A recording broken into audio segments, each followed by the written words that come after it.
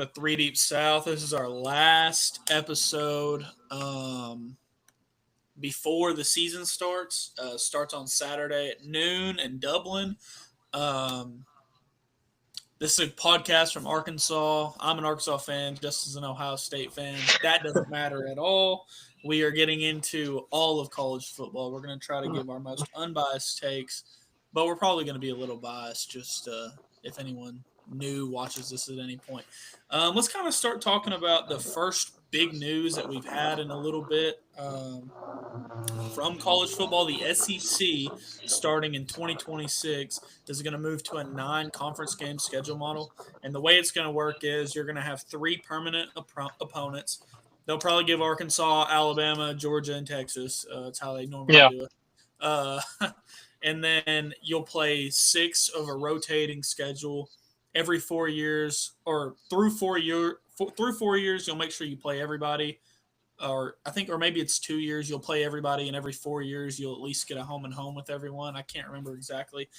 Justin, what does that kind of mean as far as what's the reaction from a non-SEC fan? Man, and a lot of people aren't going to like it. I mean, Mason, me and you have been into it before just in our group chat about it. I just think like it makes everything even. Like, I don't like now, like used to, I would totally agree with you. The SEC was superior to every conference. But as of late, probably in the last 2 to 3 years, it's really became equal with the Big Ten and the SEC. Now, is the bottom feeders better in the SEC? Sure, but you could argue year by year. The thing is, for me, is I feel like it makes it fair because in Week 10, that Big Ten plays conference games. So if there's 16 of them and they're all playing conference games, 8 of the Big Ten teams are gaining a loss. It's guaranteed. There's no way around it. When the SEC was out playing Chattanooga State in Week 10, like half the teams had bullcrap games and the other half had quote unquote rival games, but they weren't really like meaningful games. It's like, well, that's not really fair because if you have a team like, I don't know, an Iowa or an Indiana or somebody that's right on the crest of being in that top 15 to top 25 for the last 2 or 3 years they have been, it's like, well, if they gain a loss and the SEC is playing Chattanooga State, let's just say, I don't know, an Ole Miss or an Auburn, they're playing Chattanooga State in Week 10, and Iowa is playing Rutgers. It's like, yeah, Rutgers isn't very good, but they're still a more competent opponent than Chattanooga State. And they could lose. I mean, we seen it last year with Vanderbilt playing Alabama. Anybody could lose in these 2 conferences at any point in time. So it's like, I just feel like it's more fair because you don't have that, like I was getting to, if you have Ole Miss playing Chattanooga State in Week 10, and you have Iowa playing Indiana in Week 10, and Iowa's ranked, let's say ninth, and Ole Miss is ranked 11th. Well, if Iowa loses, they're going to bump down, and Ole Miss is going to bump up just because of the strength of schedule and the opponent. Because Ole Miss is not losing to Chattanooga State. Right.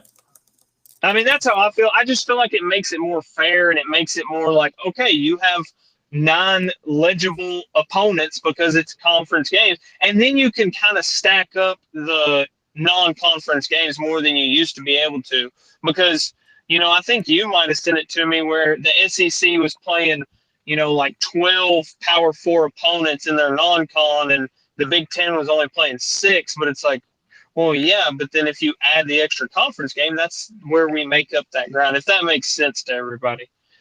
Right. And I don't necessarily think that the SEC schedules were any less hard because a lot of them do play Power Five, big time Power Five games. You see it across the board. But another stipulation on that. Also, our title is official SEC predictions. That's on me. I forgot to change it. It's not. This is not a prediction anymore. This is just a. It is a prediction show, but it's going to be more of our regular scheduled content during the season. But back to what I was talking about. The SEC also made a stipulation where you have to play at least one non-conference game that includes a team from the Big 12, the ACC, the Big 10, or Notre Dame. A lot of that already applies to Yeah. Florida plays Florida State, Georgia plays Georgia Tech, those type of deals. But it's gonna make it to where you have to play kind of like what everyone's doing now, an out of conference game that is a Power Four, Power Five school. Yeah, and I feel like most of the teams that are like, how do I want to say this? Like competitive, I guess you could say, in the national landscape. I feel like they kind of already do that. Like Michigan's playing Oklahoma this year, and I feel like it's something where we're going to get that more and more because teams are building their schedule like so far in advance. Like I feel like the teams are that have something to play for at the end of the year. Like I feel like they're kind of already doing that, not just in the SEC, but everywhere. But I feel like we're getting to a point where you have to do that. You don't have an option like, 2 or 3 years ago where Michigan played absolutely nobody's in their non-con or Georgia played absolutely nobody's in their non-con besides Georgia Tech. Like all that's out of the way. And I love it because it makes for good week 1 through 4 games instead of, think about it, Mason, like 5 years ago, you had no good games in weeks 1 through 4 unless it was just some mishap where Texas scheduled, Arkansas, 6 years ago, and now they're just so happen to both be good at the beginning of the season. We used to not get good football in weeks 1 through 3, usually. Yeah, well, and I think a big deal of it is like if you did see this in the Big Ten, it would kind of make like an Indiana less likely because I Yeah. don't think they played anyone very good. But so it No. eliminates that. Everyone's going to have to play someone that's out of conference. Now, someone's going to wind up scheduling Wake Forest or Yeah. Some Kansas, and well, Kansas is good now, but you know what I'm saying. Yeah. So, Well, and what a lot of people. someone is going to do that, but at the same time, it is going to keep a lot of that from happening, and no one's going to be able to point to your schedule and say like, "Well, Missouri played Northwestern." Like, it's going to keep a lot of that from Yeah. happening. And what a lot of people don't understand too is like, and I think this is about to change as well. I mean, I haven't heard anything about it. I'm just kind of predicting. A lot of these schools are scheduled, like Ohio State has schedules out for like 2033. And it's like, well, they might schedule, let me give you a team. They might schedule an Ole Miss. Well, Ole Miss could be absolutely ass by 2032. I don't think that's going to happen, but like, that's what I mean. Just like the teams that were scheduling Cincinnati when they were good. Nobody thought Cincinnati was going to be good when they were, but teams already kind of scheduled them. So just kind of keep that in mind when you look through a schedule and you're like, oh, well, Texas scheduled UCLA or, Cal or something like that. It's like, yeah, but the schedule was made like 4 years ago when that team might have been halfway decent or might have been bad. Yeah. So let's kind of get into our week 0 a little bit here. So week 0, there's really only 3 games of any interest. Kansas hosts Fresno State. That one, Kansas should win that game, but that is a more quality G5 than most teams are playing. UNLV with a new coach, new quarterback. They're playing Idaho State or something. That one will only be interesting if you're gambling or you're interested in seeing Dan Mullen back in college football. And then obviously the big one, Farmageddon, Kansas State, Iowa State in Dublin. That one probably has implications down the road, but it's being played in Dublin, week 0. It's an exciting game. Let's kind of talk about that Kansas-Fresno State game. Kansas, they're returning their head coach, Leipold. They have Jalen Daniels, not Jaden. I've seen this on TikTok 3 times. People talking about Jaden Daniels being at Kansas. He's not. It's Jalen Daniels. Now, Jalen Daniels is a quality quarterback. Jalen Daniels is largely responsible for their kind of uptick in Kansas's football program. And it's a team in the Big 12 that last year they lost a lot of close games, and they could, wind up challenging for the Big 12 later in the year. Let me go see what the spread is, because that'll probably be a more interesting talking point on this game. I don't know much about Fresno State, so let's just go see real quick. I think Fresno State. Well, hang on. Mason, do you have me playing through headphones or am I just playing through your computer? Just in my computer. Okay, you might want to turn it down 1 or 2 notches. We got football, bro. I don't care if it's week 0. I don't care if it's college football preseason. I don't care if it's the school of the deaf and blind versus the school of the blind and deaf. Like, we're back to college football. You have big games on this weekend. You have something to look forward to. You have something to crack your beer open to. And like Mason said, you have Kansas State versus Iowa State. I can't tell you when's the last time we actually got a good big game in week 0, where like this could be leading up to the Big 12 championship game. I mean, this game could be the Big 12 championship game at the end of the season. So, like, don't look at it and be like, oh, it's not the SEC or the Big 10 playing. I'm just not going to really pay attention. It's like, no, this could be one of those games where it goes into 3 overtimes and it's 45-46 at the end of the game. And It's then, a like, ranked matchup.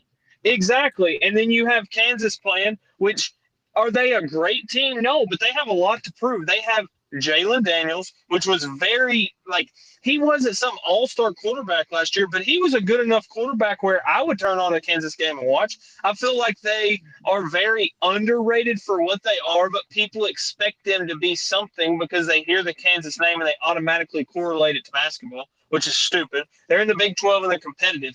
It's not like they're some dog wash team. Like, they could make some noise in the Big 12 this year. I don't have them winning it, but it's somebody that, like, Kansas State's not going to be able to go into Kansas and be like, oh, we're fine. Let's just chunk the ball around. We'll win it however we want to. And then you have UNLV that has Dan Mullen, has Alex Orji, which came from Michigan. I know enough about Michigan. The way that they were talking about Alex Orji, they thought he was the next Cam Newton. So take him out of a Power 4 school that was a 4-star, that was an absolute freak of nature created in the lab, and put him in a UNLV offense ran by Dan Mullen. You could have some, some crazy plays come up there, a run around raw offense. So don't just look past week 0 and forget about what's going on, because we've cried and benched and moaned about how we haven't had football for the last 3 months. So don't let week 0 piss you away from everything that's going on this weekend. Now, I want to hear the betting odds from you, Mason, on Kansas game.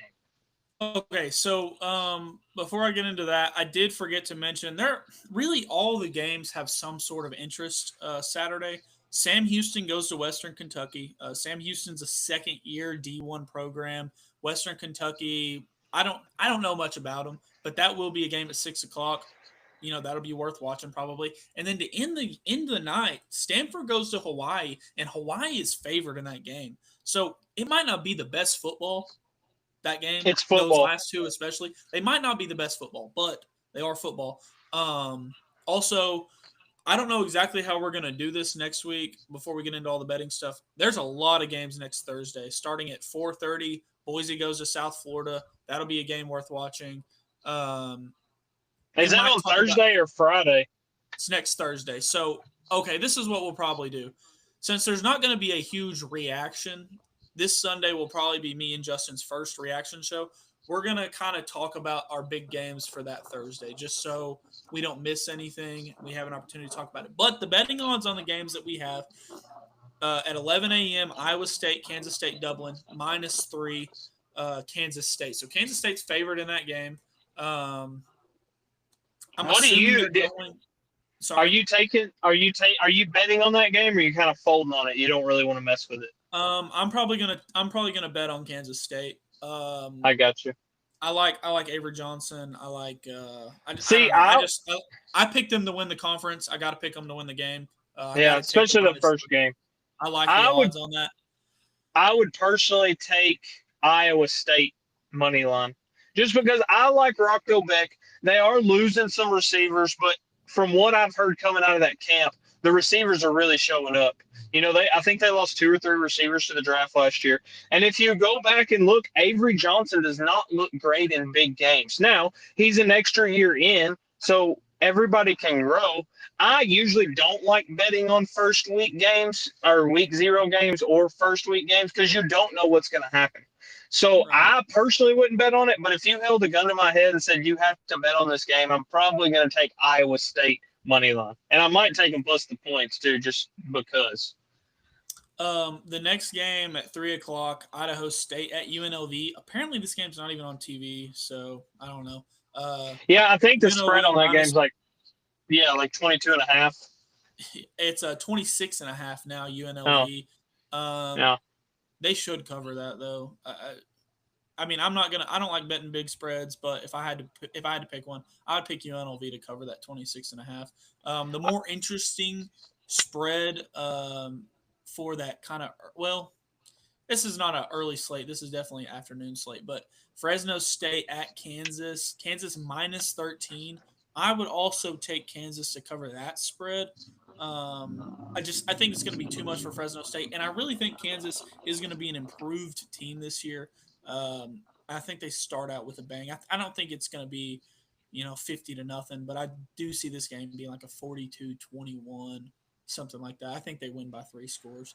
Um, Western Kentucky 10.5, and then Hawaii is favored at home minus 2.5. I would maybe take the Hawaii spread too. If you're going to parlay it all together, I would maybe take that Hawaii spread as well. I would agree. I think UNLV. I don't know. I don't think I would personally take the UNLV spread just because, like, I'm not saying that other team can hang with UNLV. It's just like it's week 0, so like you got a lot of kinks that you're gonna have to work out, especially with a new head coach. I think they're gonna win the game. Don't get me wrong, but it's just 26.5 is a lot of points. I mean, that they would have, yeah, that's like 4 touchdowns almost. So I mean, I see why you would want to bet the game. I just personally wouldn't put up money on it, but from the way that me and Mason talk about things and the way that we communicate, like outside of the show, I think Mason might need to call the 1-800-GAMBLE line. And I don't bet. So it's very like I have to want to fire the bet and like be like, okay, I'm almost guaranteed to win. I bet every week. Actually finished net positive last year, so one eight Hey, hundred dude. gambling line can wait another year. Let's kind of get into this Iowa State Kansas State game. So like obviously they both have returning quarterbacks, they both have returning head coaches, they both brought in a lot in the portal, they both have reasons to be excited about this year. Last year, Iowa State went to the Big 12 championship. Now they did get beat like a drum. Arizona State, I mean, just killed them. But it's a team with a lot of optimism. And then Kansas State, the same way, they're returning their quarterback. They lost they lost a couple of close games last year. Avery Johnson, as a freshman, like he just, you could see the promise. You could see like why everyone's so excited about him, but then you would see the mistakes, and he hindered them a lot in big games last year. Um, the reason why I personally am taking Kansas State in that game is because it's just a weird one for one. It's a weird one, and I'm just going off of who can make weird things happen to me. Yeah. Avery Johnson's a weird guy. I mean, he has long blonde hair. He's a running quarterback that's Caucasian, which is weird enough. It's just like a Sunshine. weird. Yeah, it's just a weird combo. And if I'm betting on a game or I'm picking a winner in a game that's all the way in Dublin across the pond, I'm going to take the weirdness. I'm going to take Kansas State, and I have Kansas State winning the Big 12, so I have to take Kansas State in that sense. I'm excited for Kansas State this year, and I don't think they beat them like a drum, but I think Iowa State gets beat to a point where Kansas State never worries. I think they're up the whole game. I got you. I personally would go the other way. I like Iowa State. I feel like they're returning enough production, kind of like you said. They brought in key pieces in the transfer portal, kind of like you said. They have a returning coach. I love their coach. I feel like, from what I've heard, he's been really tied to a lot of NFL jobs. He just hasn't taken them. He's been there for forever. He's had Iowa State 9-4, 10-3 every single year. I really like Rocco Beck. He's returning. He likes his receivers. They lost a lot last year, but from what I've heard, he's really liking the receivers. And I feel like he's a decent enough quarterback to put the receivers in a good position to catch the ball too. And he's not a statue quarterback either. He'll take off and run on you, not as much as Avery Johnson, obviously, but he will, kind of like that Trevor Lawrence type. He looks to throw the ball first, but then he will run it. I personally am going with Iowa State just because I don't like Avery Johnson. I feel like he got pushed into the spotlight a little early. they kind of pushed Will Howard out. Will Howard wanted to leave. However you want to look at that, I feel like they kind of pushed him in the spotlight a little early, and it caused kind of like the Jaden Dan or not Jaden Daniels, sorry. The who is the dude that was at Oklahoma? Or yeah, who was the dude? Dylan Gabriel. No, before Dylan or after Dylan Gabriel. He just left and went to Auburn. His name's skipping my mind. Oh, Jackson Arnold. Yeah, Jackson Arnold. Kind of the same situation where it's like they got pushed into the spotlight, so everybody kind of already thought they were going to be good. Kind of like the quarterbacks that get drafted in like the first 3 picks. You can take one of them and like a third-round quarterback, and they might have the same stats, and they're going to say the first rounder's a bust, but the third rounder's not, even though they play the exact same. I feel like Jackson Arnold and Avery Johnson. Hey, there you go. Avery Johnson. I feel like they're both kind of in that same thing, and I just feel like the spotlight gets a little big for him because it doesn't seem like he plays too well in big games. So that's why I personally would go with Iowa State. I like their defense a little bit better too. I feel like they're going to travel because they've always done a good job traveling. Yeah, they haven't played across the pond, but like they travel up to Iowa. I know it's in the same state, but that's a hostile environment. So I feel like they travel well as a team. Their coach has been there long enough to get them ready for that environment. And I feel like they're just going to outplay Kansas. I feel like it's going to be closer. I don't feel like they're going to lead the whole game. I just feel like they're going to lean on their experience at quarterback. They're going to lean on their run game. They're really going to lean on that experienced defensive line. In the fourth quarter, I see them winning like a 21-17 game, maybe 28-24 game against Kansas. I feel like it's going to be a good game. I just feel like Iowa State's going to pull it out. I think it's going to be a shootout. I think it's going to be like a 48-41 type of thing. I think Iowa State scores late to make it look a lot better. But in the situation that Iowa State, I did say whenever I did the Big 12 predictions, okay, so I'm going to cover my butt here a little bit. I said whoever wins this game goes to Dallas. So if Iowa State wins this one, I'm flipping my prediction here. It's week 0. You're good. College football season hasn't officially started, according to like 99% of the country. If I get this one game wrong, I can change my predictions. I won't blame it on you. I'm also going back on one other thing. I was low on Utah. I think it's because they're like way out west, and I just hadn't thought about Utah since probably 2020. I think Utah's going to be a lot better, but that's a conversation for another day. I just had to cover that one before the official season starts. Justin, is there anything you would like to cover that you would like to go back on, that you would like to just maybe change your prediction a little bit before we get into the thick of everything? Okay, so usually I'll tell you this for the whole season. Usually I like dying on hills. I'll say something, I'll stamp it, and I'm not going back on it. I don't care. But there is one, and I've told people to make bets on this, and I wouldn't want them to lose money because of me. Here's the bets that I would place for the whole season. Nebraska over win total, over 8.5. Washington over win total, I think it's like 7.5. And I would almost bet Auburn for like the first 5 weeks to go under their score predictions. From what I've heard, Hugh Freeze is talking about playing all 3 quarterbacks, which is scary in itself. Because if you have more than one, you don't have any. And then they're talking about running an offensive game plan where one offensive coordinator calls first down, one offensive coordinator calls second down, one offensive coordinator calls third down. So I would personally recommend you, because I think they have not a tough game week 1, but it's tough enough. They play Baylor. It's going to be a tough game. Yeah.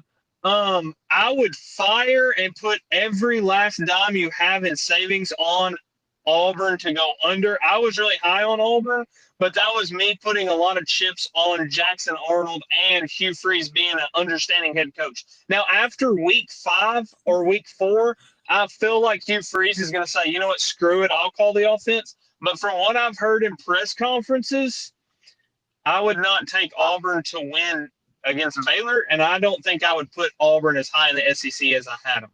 Yeah, I think to a certain extent, Hugh Freeze has to be trolling. He has I to. mean, I would hope so because I thought Auburn had a lot to go with, but I've heard what do all the big podcasters say? My inside sources tell me that like what he's saying is pretty true. Maybe not with I the would hope. coordinators, but at least with the quarterbacks. Apparently, Jackson Arnold has not looked good at all. Well, I definitely saw a video of him chewing Jackson Arnold out the other day at practice. Yeah. But So that would be mine. I'm not as high on Auburn as I was, so I would bet the under on their Week 1 matchup against Baylor, and I would almost pick Baylor to win because I like Baylor. yeah, that one's gonna be a weird one. And But honestly, let's say the scenario is true, and Hugh Freeze is like doing all this weird, janky stuff that's like, what's going on? He might not make it to week 5. I mean, he might yeah, I not. mean, yeah, he might not, and that's why I don't feel like he's gonna let it even go that far. I feel like he'll take over play calling. But what could be dangerous, and I'm not even gonna get into this, but what happens if Auburn starts out really bad, and then by the time they play Alabama at the end of the year, they do have talent. What happens if they beat Alabama now? You know what I'm saying? Just those weird scenarios that can take us back to that perfect season in college football of 2007. But I'm ready to get back to it. That's all I mean, pretty much Auburn. I'm not as high on Auburn as I was, and I want to go ahead and climb down off that hill before I get crucified.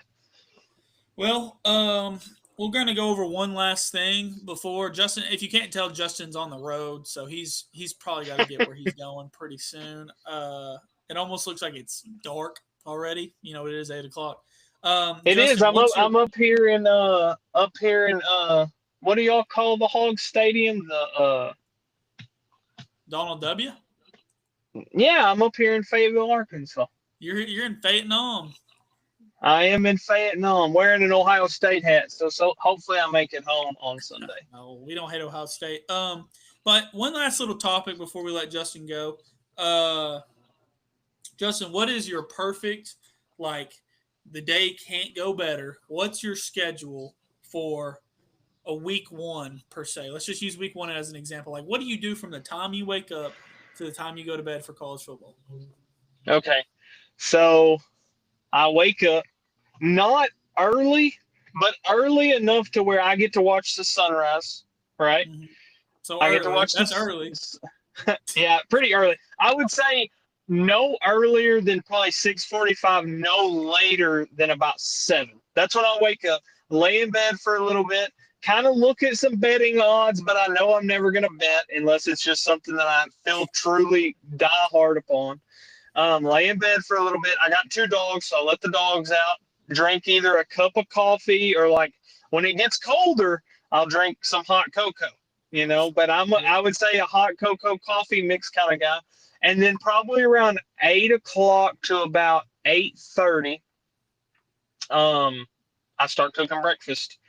3 eggs, a hash brown, 2 pieces of bacon, and if it's really good college football, I gotta have at least 2 or 3 pancakes or waffles if I'm feeling frisky. Have a cup of milk with my hot chocolate and coffee, and by the time I get done cooking, it's probably right around 8:45 to 9 o'clock, and big noon not big noon kickoff. Because sorry for everybody's ears over here, it's always fuck big noon in my court. It's always ESPN. So it's gonna be college football game day. I have that on, and then it leads me directly to the football. Probably around that 11 o'clock game, about halftime, I try to put something on the grill. I don't want something that I really have to babysit, but I want something I go out, put it on, put it smoking, chicken legs, turkey legs, maybe some ribs. And then that makes it to where I can kind of mess with it and then leave it alone. I go back, watch my football, and then right before that 2:30 game starts, kind of everything's coming around. I watch that 2:30 game. About halftime, I pull that food off, and then it's either food coma or if it's a really good game, I'll stay up for it. But most of the time, I'm catching the second half of that 2:30 game from the opposite side of my eyelids. And then that makes it perfect because then you fall asleep and you wake up about 6:30, 7 o'clock, and it's freaking prime time. You know what I'm saying? Yeah. That would be Yeah. my perfect day. You wake up just in time to catch SEC on ABC, biggest game of the week. In I that mean, conference. sure, I love the announcers. I can't deny. What would be your perfect Saturday? Okay, so I wake up about 8:30 because I'm not getting up. I'm not getting up before then. Okay, Yeah, and I take a shower. I got to take a shower. Start the day off. I pray. I think about everything I would do for Arkansas to win. That's what I do. I think about everything I could possibly do. Now it's not a whole makes lot. sense. It's not a whole lot. I can't do much, but I do. I think of everything I could possibly do. Okay, then I get out of the shower. I drink a big cup of coffee, the biggest cup of coffee you've probably ever seen in your life. I really get rolling, get the juices flowing, and then I go get a breakfast burrito from this place in Conway where I'm around. Uh, Don Pepe's. I go get a little breakfast burrito, get the day started off right. Okay, so then we get back. We're catching the last hour and a half of college game day. So this is like 9:30. 10 o'clock, something like that. And then we're watching college game day. I'm looking at all the bet odds. I've already got a parlay down, but we're looking at what might screw us up. We're really overthinking it at this point. Okay. Yeah, Then we start drinking beer. Okay. We crack our first one right before college game day. Right before college game day ends. It's usually right as the mascots are getting ready to go. And then if Arkansas plays at 11, we're locked in. I mean, I'm sweating. I'm nervous. My legs are bouncing. I'm thinking of everything that could possibly go wrong. We usually start out decent in that moment. Okay, we start out decent. I start thinking about everything that could go right, what this win means, and this year I'll be thinking about what I'm going to say on the podcast. Okay, so then we've hit about 1:15.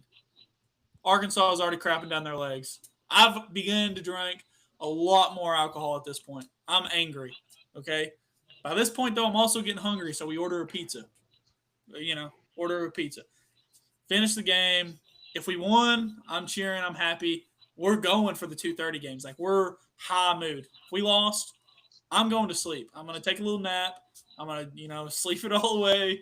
I'm going to wake up, catch the afternoon games, eat again normally because I get the munchies when I'm hungry, or when of course you get the when you're munchies when you're I get drunk. the munchies when I'm drinking, so I'll eat again. Catch the end of that game. Normally post something on Twitter or TikTok talking crap to whoever lost.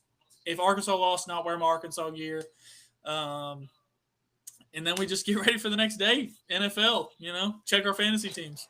That's a That great makes Saturday. sense. I'm super proud of you for doing all your betting before you start drinking. Maybe you don't need to call the hotline like I thought. And two, I just want to reiterate, like, I take a shower too in the morning.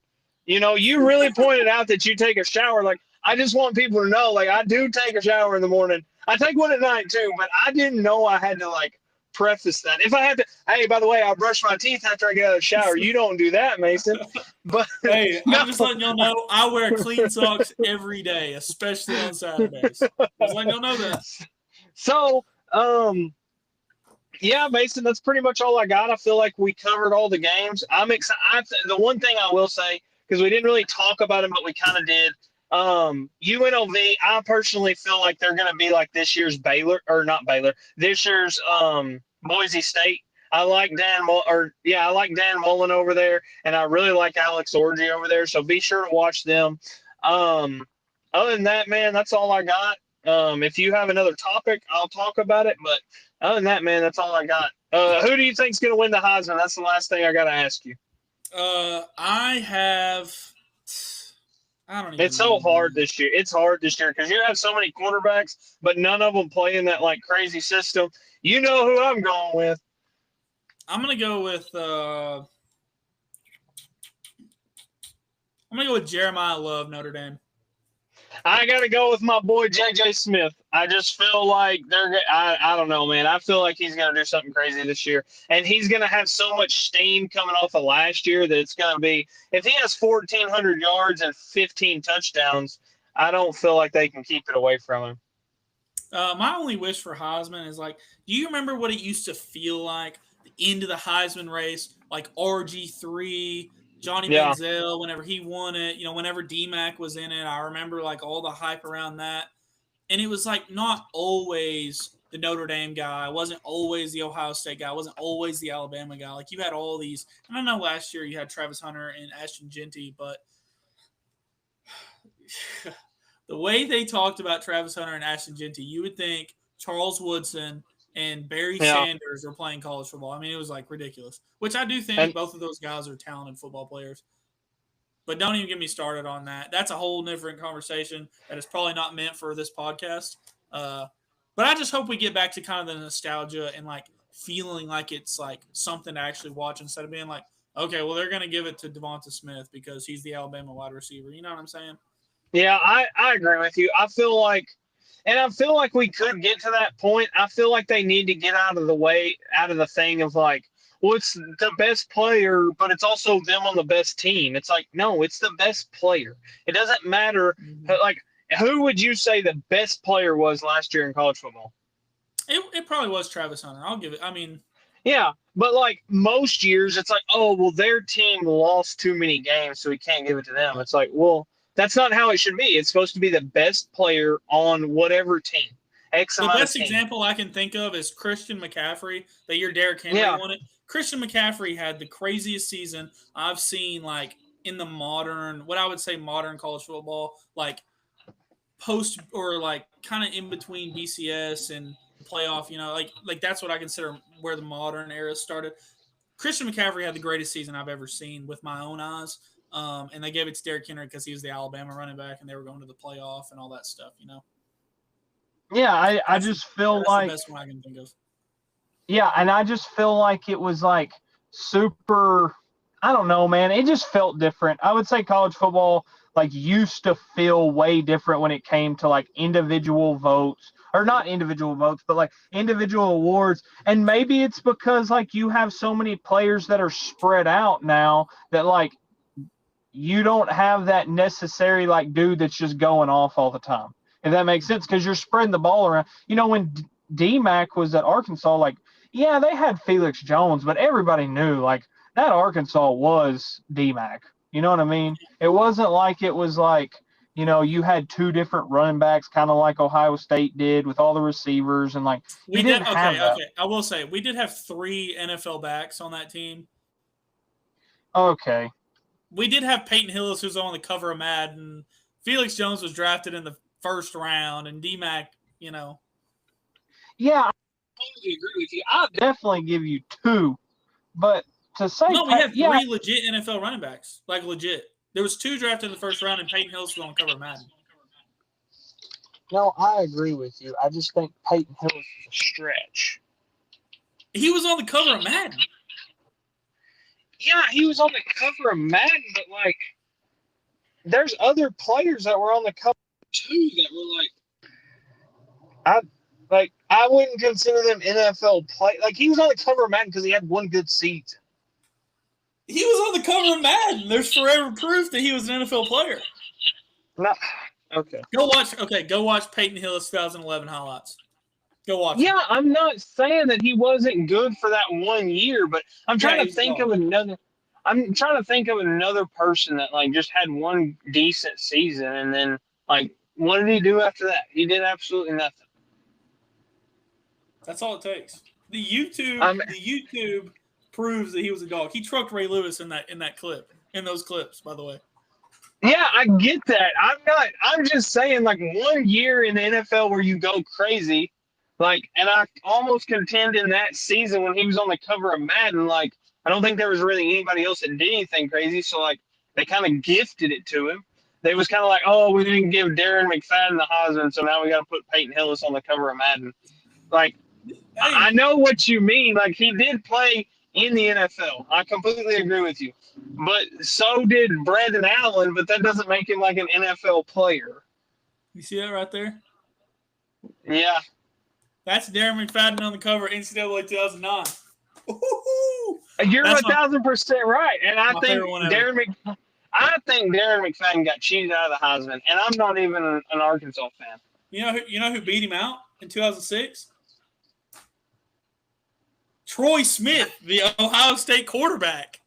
I'm not saying that year. I'm saying the 2007 that's the year that he season. got cheated. All he did was beat Michigan. He had a terrible year, and then they beat Michigan. He did. Yeah, he didn't. I mean, I'm not going to crap on Troy Smith. Like, he's one of the Mount Rushmore quarterbacks of, Ohio State. But, I mean, I don't know. I plead the fifth on that answer. I think Anyways, Darren McFadden should have won over Tim Tebow, not Troy well, Smith. guys, we could talk about this all night. We're getting off into a tangent here. Justin's got to go. I got to go make dinner because it's 8:15. I have not ate anything. But catch us Sunday. What time, Justin? Like 8:30? You talking about in the morning? Yeah. I'm gonna be on the road, but I'll talk. Yeah. Okay. Well, if we got to, we can push it back. I don't got anything going on Sunday. Well, I can. Like I said, I'm gonna have all. It's a lot easier to do a reaction show than a preview show. So I just won't have my camera on. I'll just look like this right here. So I'm open to talk. It's just I'll look like this instead of having my camera on, which a lot of people might like that. My grandparents always told me I had a face for radio. Well, yeah. Well, you're on a live show, so.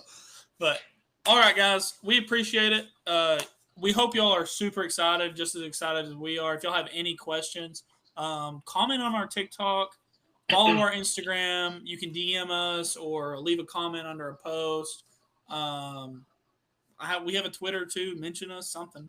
If you have any questions, or if you want to tell me I'm a dumbass or that I'm ugly, whatever you want to do, just do it there. Don't forget about it. Like and subscribe. Hit the bell notifications. We will see y'all Sunday morning after week 0. We're going to talk about Thursday's games a little bit. We're going to talk about what happened on Saturday. I'm really excited to get into the season, guys. I hope y'all are too. Justin, you got anything before we go? Like and subscribe and leave a comment. Tell us some bets that you think are going to hit for the whole season. Other than that, man, we appreciate y'all. Tell a friend. Tell a family. Put your dogs on the TV and put it on when, you're gone. Just to get us some more views. We're trying to grow and quit our day job. Y'all be careful. Y'all have a good one. See y'all next week.